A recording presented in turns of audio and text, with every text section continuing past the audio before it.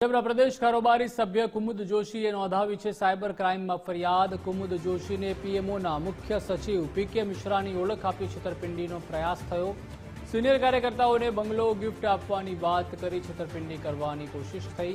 રાજસ્થાનના પૂર્વ મુખ્યમંત્રી વસુંધરા રાજે બંગલા બનાવતા હોવાનો હવાલો આપ્યો હતો। એક બંગલો તમને આપવાનો હોય તેમ કહી વોટ્સએપમાં ફોટા મોકલ્યા હતા। બંગલા માટે રજીસ્ટ્રેશન કરાવવાનું કહી છેતરપિંડી આચરવાની કોશિશ કરાઈ।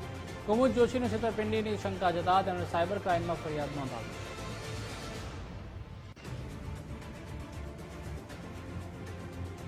તો પાટડીના ઝીંઝુવાડા ગામે વેપારી પર છરી વડે હુમલો કરવામાં આવ્યો અને લૂંટનો પ્રયાસ કરવામાં આવ્યો હતો। પોલીસે રોકડ રકમ અને ચાંદીના સિક્કાની લૂંટ કરનારા 3 શખ્સોને ઝડપી પાડ્યા છે।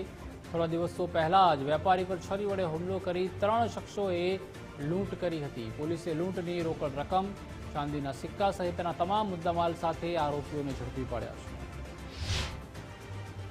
ઝીંઝુવાડા ગામની અંદર એક વેપારી જે પોતાના ઘરે જઈ રહ્યા હતા ત્યારે એક મોટરસાયકલ ઉપર 3 ઈસમોએ આવી અને એમને છરી અને ધારિયાથી એના ઉપર હુમલો કરી એના કબજામાંથી 39,000 રૂપિયા રોકડા, 45 ચાંદીના સિક્કાની લૂંટ કરેલ હતી।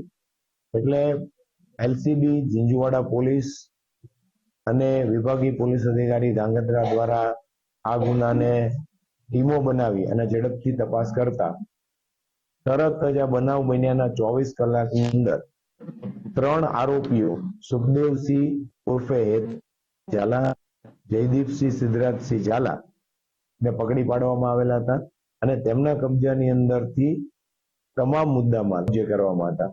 તપાસ દરમિયાન અન્ય ત્રીજા આરોપી મોહમ્મદસિંહ ઉર્ફે ચંદ્રસિંહની સંડોવણી પણ જણાઈ આવેલી હતી। એટલે ઝીંઝુવાડા પોલીસ દ્વારા એને પણ અટક કરી